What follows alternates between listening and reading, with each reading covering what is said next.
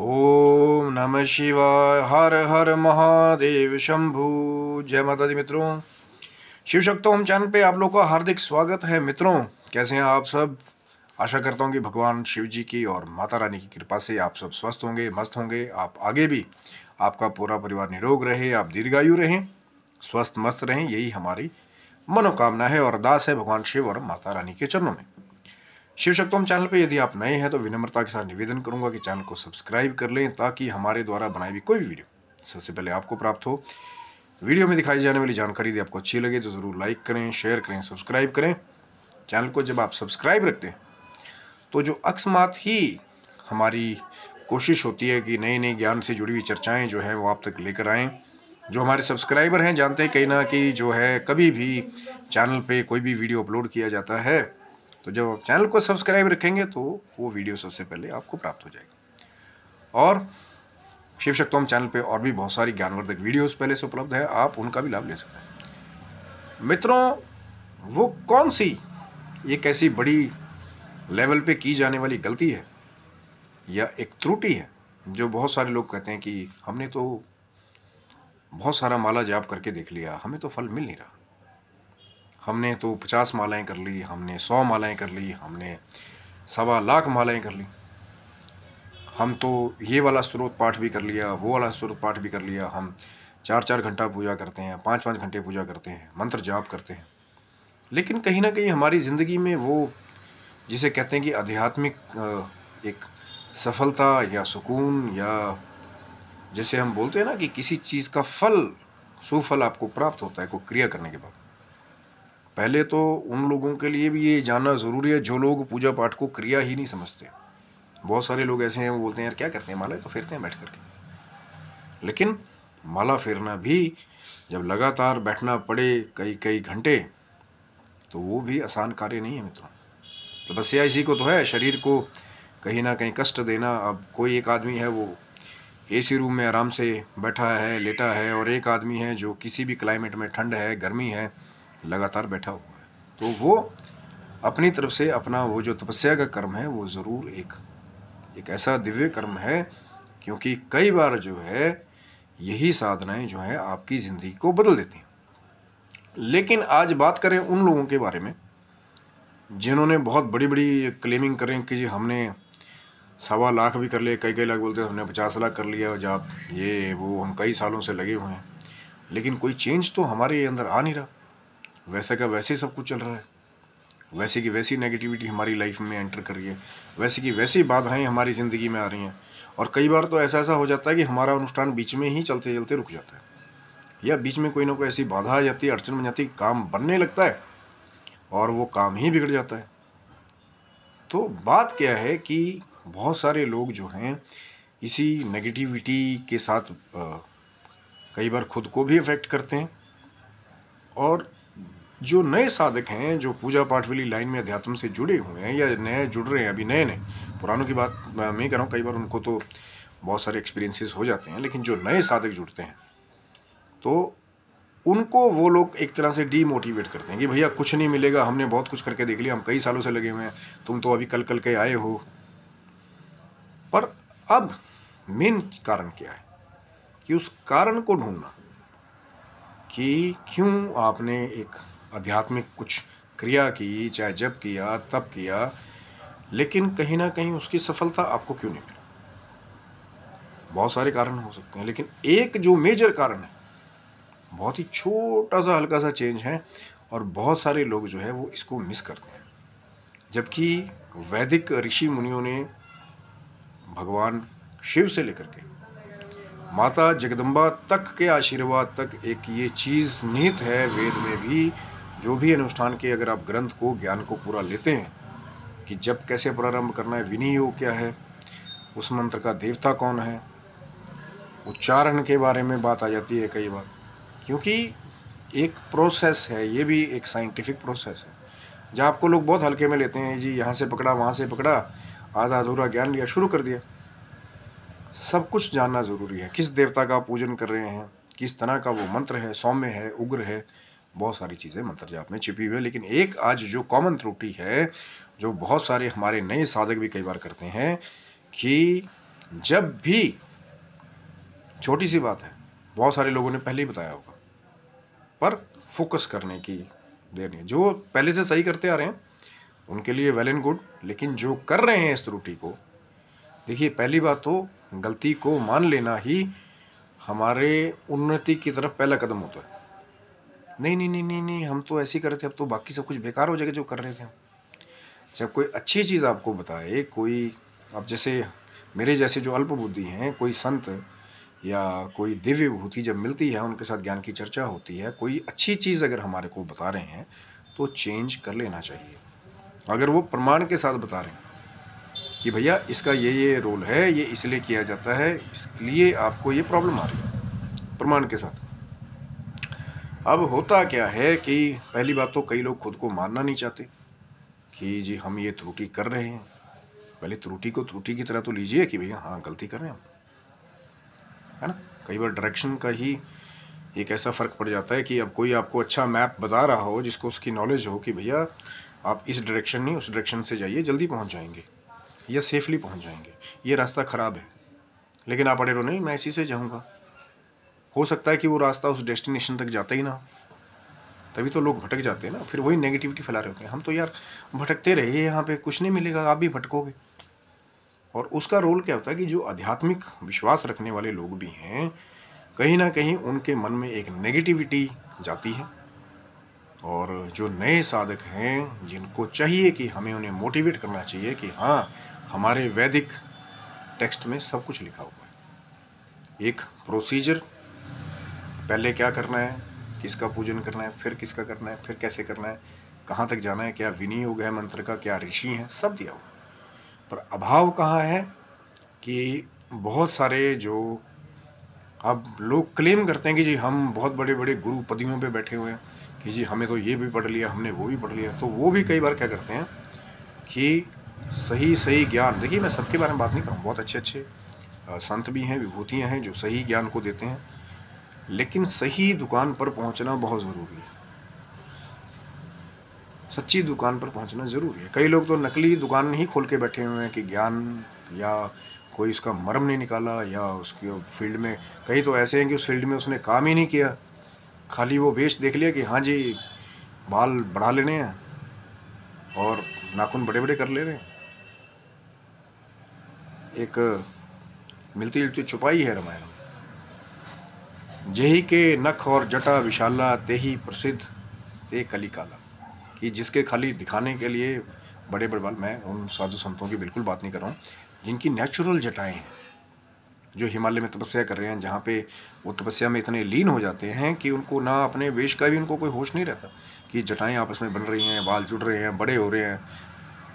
मैं उनकी बात कर रहा हूँ जो रह रहे हैं शहरों में और वहाँ पे एक वेश बना ले रहे हैं। कलयुग में वेश का बहुत गंदा रोल है, और दूर से लोग कहते हैं हाँ यार बड़ा क्या बात है। अब पता लगे वो जटाएं वो ब्यूटी पार्लर में तैयार करा रखी हैं, आजकल तो वो भी हो रहा है। महाकुंभ में देखा ना, बड़े बड़े लोग नकली साधु साध्वी वो नकली जटाएं बनवा करके बैठ जा रहे हैं बड़े बड़े रथों पे। हम तो, हमारे से बड़ी तो कोई साध्वी नहीं है या साधु नहीं है। और जबकि उनका अध्यात्म के साथ जो एक्चुअल ज्ञान है कि साधना मार्ग, अष्टांग योग, ध्यान धारण समाधि, परमानंद की प्राप्ति, या जो सुप्रीम पावर है उसके साथ कैसे जुड़ा जाए, ये है असली ज्ञान की चर्चा। क्या साधनाओं के मार्ग में बाधाएं आती हैं उसको दूर करना, यह है ज्ञान की चर्चा। तो हम बात कर रहे थे, थोड़ा हम भी बड़ी गली में निकल आए कि वो क्या त्रुटि है जो बड़े बड़े जो कई क्लेम करने वाले हैं वो करते हैं और उनको वहाँ सफलता प्राप्त नहीं हो रही है, या रही क्यों, उसके बारे में बात कर रहे हैं। जो कर रहे हैं वो गलती समझ लेंगे, वीडियो उनके लिए है, करेक्ट कर लेंगे तो हो सकता है बहुत जल्दी सफलता के नए द्वार खुल जाएं। क्योंकि जब आप कितना ही माला जाप करें, जो माला जाप करने वाले हैं, अगर वो 50 माला भी किसी भी देवी देवता कर रहे हैं, चाहे वो भगवान शंकर का मंत्र है, माँ जगदम्बा का मंत्र है, अब मान लीजिए आप रुद्राक्ष की माला पे भगवान शंकर के ओम नमः शिवाय या शिवाय नमः नमः शिवाय मंत्र का जप कर रहे हैं, या ओम ऐं ह्रीं क्लीं चामुंडा विच, जो माँ माता रानी का इस कलयुग में बहुत ही अति फलदायी मंत्र है माँ जगदम्बा का, मान लीजिए आप उसको रुद्राक्ष पे कर रहे हैं, या ठाकुर जी के मंत्रों का जप आप तुलसी की माला के ऊपर कर रहे हैं। अब आपको किसी ने मंत्र दे दिया, जी जपो बेटा ओम नमो भगवते वासुदेवाय, किसी भी जो इधर उधर वाले ने दे दिया, लेकिन टेक्निकली आपको ये नहीं बताया कि अगर माला जाप भी कर रहे हो, चाहे आप 16 मालाएं कर रहे हैं, कई बहुत सारी संस्थाएं हैं वो ये जरूर क्लेम करती हैं कि भैया 16 माला रोज की करनी है, जैसे मर्जी करो, और कई लगे पड़े हैं वो लेट भी रखे हैं, हाथ पैर कहाँ जाए, चाहे बहुत सारी चीज़ें, उसके बारे में कभी फिर डिस्कस करेंगे कि माला जाप करने का भी एक प्रोसीजर है, उसका भी एक संस्कार है, कैसे पोस्चर में बैठा जाए, माला कौन से अंगों के नीचे नहीं जानी चाहिए, तब वो प्रॉपर तरीके से, और हृदय चक्र के पास, वो एक अलग टॉपिक है। चैनल को सब्सक्राइब रखिएगा, माला जाप से जुड़ा हुआ कि माला को कैसे जपना है उसके बारे में भी आपका प्रेम मिलेगा, तो वीडियो बनाने की कोशिश करेंगे बहुत जल्द। आज बात करें कि जितनी भी कोई भी माला जाप करे हो, अगर पहली माला गणेश जी के मंत्र की नहीं करोगे, बहुत बार सुना होगा, बहुत सारे लोगों ने बताया भी होगा, अब कई संतों ने चेप दिया भैया ओम नमो भगवते वासुदेवाय करना, बस यही सर्वोपरि है, लेकिन वो ये नहीं बताते साधकों को। कई बार बहुत सारे अच्छे लोग भी हैं, पूरी नॉलेज देते हैं, विनियोग क्या है, ओम नमो भगवते वासुदेवाय का कितने सिलेबल्स हैं, पहले गणेश जी का करना, ओम गंग गणपते नमः या ओम श्री गणेशाय नमः। अगर माला के ऊपर आप जाप करें तो पहली माला गणेश जी की होना बहुत ज़रूरी है। अगर माला पे जाप नहीं कर रहे हैं तब भी कोई भी आराधन पूजन कीजिए, गणपति गणेश का मंत्र का स्मरण करके, चाहे वक्रतुंड महाकाय सूर्य कोटि समप्रभा निर्विघ्नं कुरु मे देव सर्व कार्येषु सर्वदा, इसका जप भी कर सकते हैं। ओम गंग गणपते नमः। अब ये फिर एक सीक्रेट रहस्य है कि महाराज हम तो पढ़ते थे ओम गण गण गण गण गण गण गण, ओम गंग गणपते नमः, ग के ऊपर बिंदी, जो शास्त्रीय पंडित है वो फिर बोलेंगे गम गम गम, लेकिन ये एक बहुत ही छुपा हुआ तांत्रिक रहस्य है कि क्यों हम वो जो ग की साउंड है पीछे वो लगाते हैं, ओम गंग गणपते नमः या ओम ऐंग ह्रीं क्लीं चामुंडाय विचे। बहुत सारा इसमें एक, जब हम थोड़ा साउंड वेव के इतने गुप्त रहस्य हैं कि सबको उसको बता देना जो है वो एक तरह से खजाने को सबके आगे खोलने जैसा है। लेकिन जो आपको दे रहा है वो मंत्र, अब आपको किसी संत ने, विभूति ने या ब्राह्मण ने दे दिया कि ओम गंग गणपते नमः जपो, उसके बारे में फिर संशय मत रखिए कि गुरुदेव ने तो जस दे दिया, गुरु ने जो जैसे प्रारूप में दे दिया, अगर वो गम दे रहा है आपको तो आप गम जपिए।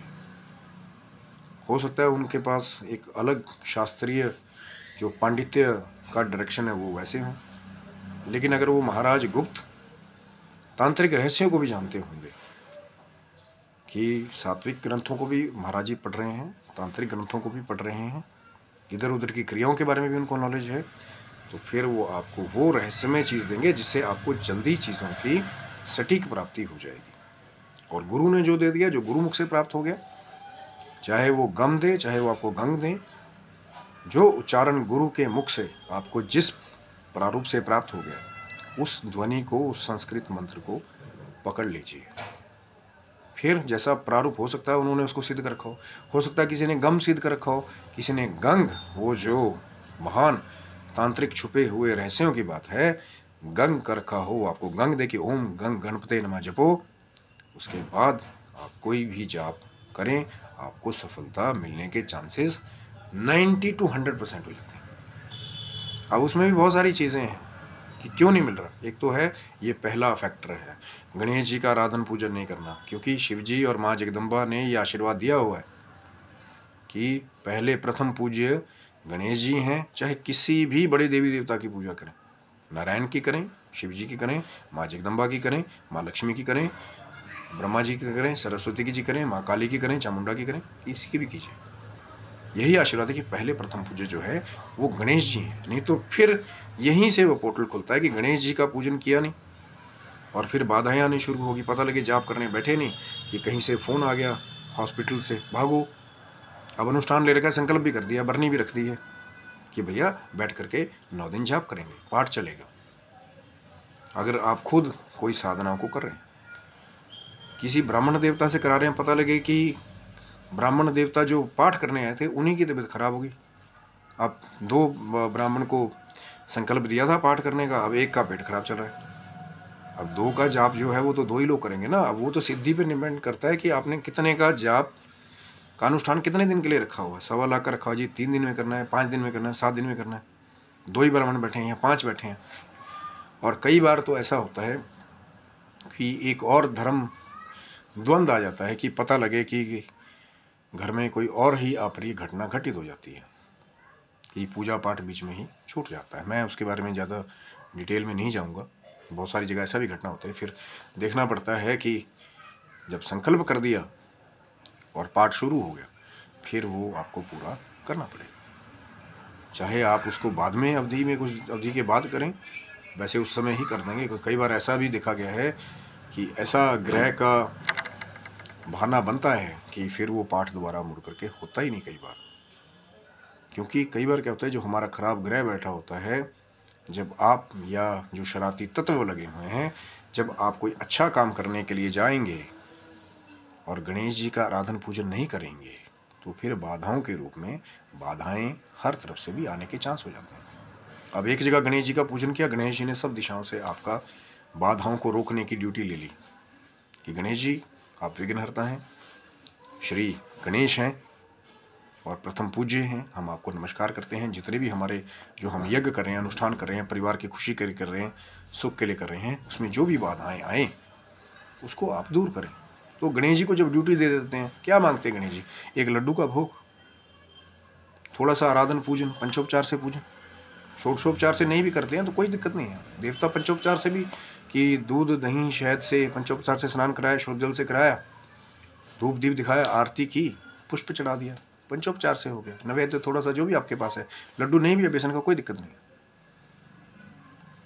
बस इतनी सी बात है। और इसी एक चीज़ को मिस करने के चक्कर में हम बड़े बड़े अनुष्ठान कर लेते हैं कई बार, और कई महान महागुरु की पदवी पे बैठे हुए लोग हैं, वो भी इसको नहीं हमारी देवता स्वरूपरी हैं, हमारी देवता स्वरूपरी हैं।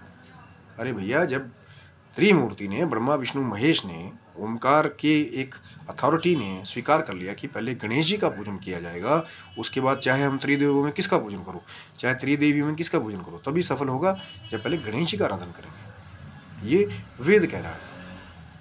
लेकिन बड़े बड़े लोग जो हैं वो इसी को नहीं मान रहे हैं। हमारे ठाकुर बड़े, हमारे शिव जी बड़े, इसी द्वंद्व में लगे हुए हैं। नहीं, हम तो उनका करें, हमें दूसरे क्या जपने की जरूरत है। और कई और महान विभूतियाँ आ गए हैं, वो उसको खिचड़ी का नाम दे रहे हैं कि भैया एक ही। अरे मेरे भाई, आपके घर में चाचा हैं, मामा है, नाना है, जब सबको कोई आपके घर में आया है, जब सब बैठे हैं, ज़रूरी थोड़ी है कि पिता ने आपको जन्म दिया तो आप चाय का गिलास या दूध का गिलास पिता को ही दोगे। घर में चाचा आए हैं, नाना आए हैं, मामा आए हैं, उनको भी कुछ खाने के लिए पाद्य अर्घ दोगे तो क्या कुछ बुरा कर देंगे? तो उसको खिचड़ी का नाम दे रहे हैं कई लोग बैठ करके कि जी ये तो खिचड़ी पक रही है, उसका भी पूजन करे, उसका भी पूजन करे, उसका पूजन करे। मेरे भाई, पंचदेव उपासना के बारे में हमारे ऋषि मुनियों ने बहुत बार कहा है। अब क्या है ये पंचदेव उपासना? इसके लिए चैनल को सब्सक्राइब रखिएगा। हो सकता है अगली वीडियो जो है वो ये पंचदेव कौन है, वो पंचदेव या पंच विभूतियाँ, जिनके पूजन के बारे में हमारे वैदिक ऋषि मुनियों ने, शास्त्रकारों ने एक मस्ट डू इट, जो इंग्लिश में कहते हैं कि ज़रूरी करने को कहा गया है, अगर आप किसी भी अनुष्ठान की सिद्धि को चाहते हैं। और कलयुग में ये जो पंचदेव उपासना है, अगर इसी को कर लिया क्रम के साथ, तो फिर चांस बढ़ जाते हैं 90 to 100% किसी भी अनुष्ठान के, जप के, क्रिया के सफल होने के। और भी बहुत सारे फैक्टर हैं कि जी हम गणेश जी की आराधना भी कर रहे हैं, अनुष्ठान के सफल ना होने के और भी बहुत सारे फैक्टर्स हैं, जैसे कि ब्रह्मचार्य का कितने दिनों तक पालन नहीं हो रहा। अब अक्षय भक्षण कुछ भी खा लेना, अब अनुष्ठान रखा हुआ है घर में, देवताओं का हम आवाहन कर रहे हैं, लेकिन कई जगह बड़ा गलत चीज़ देखने को मिलती है कि अभी हवन की अग्नि को विसर्जित भी नहीं किया गया और लोग मांस मदिरा का पहले ही वहाँ पे जमावड़ा शुरू हो, तो वहाँ पे अनुष्ठान सफल कैसे होगा? जब तक विसर्जन, आपने देवताओं को बुलाया, उनका विसर्जन किया, जब वो पवित्र होम जो आपने घर में किया, जब उसकी अग्नि को आप, जो राख बच गई उसको विसर्जित कर देते हैं, तब जाके माना जाता है कि हाँ अनुष्ठान पूरा हो। अब लोग बस खाली हवन कर दिया, अब उसको कई महान पंडित तो ऐसे भी हैं वो विसर्जित करने के बारे में भी नहीं बता रहे उसको, होम करने के बाद। लंबी चर्चाएं। तभी मैं कह रहा हूँ चैनल को सब्सक्राइब रखिएगा। धीरे धीरे करके जो ये थोड़ी थोड़ी जो त्रुटियां हैं, उद्देश्य सिर्फ है कि आपको फल मिले, आप सफलता के मार्ग की ओर जाएं। किसी को कटाक्ष करने का कोई उद्देश्य नहीं है, विवाद करने का कोई लाभ नहीं है। लाभ है वो सही मार्ग को पकड़ने का, जो आपको सही दिशा की ओर ले जाए और सही मंजिल की ओर ले जाए, बस। और आशा करता हूँ कि वीडियो आपको अच्छा लगा होगा। ये जो पूजन में करने वाली पहली त्रुटि है। और आप स्वस्थ रहें, मस्त रहें। भगवान शिव की, माँ जगदम्बा की कृपा आपके संपूर्ण परिवार के ऊपर बनी रहे और आपका जो परिवार है वो हमेशा निरोगी रहे, दीर्घायु रहे। यही हमारी मनोकामना है, यही हमारी अरदास है भगवान शिव और माँ जगदम्बा के चरणों में। और आप अपने जीवन की भौतिक और जो आध्यात्मिक उन्नति है, दोनों ही, आध्यात्मिक भी भौतिक भी, उन्नतियों के मार्ग पे हमेशा अग्रसर होते रहें बिना किसी विघ्न बाधा के। और तब तक के लिए हर हर महादेव, जय माता दी मित्रों।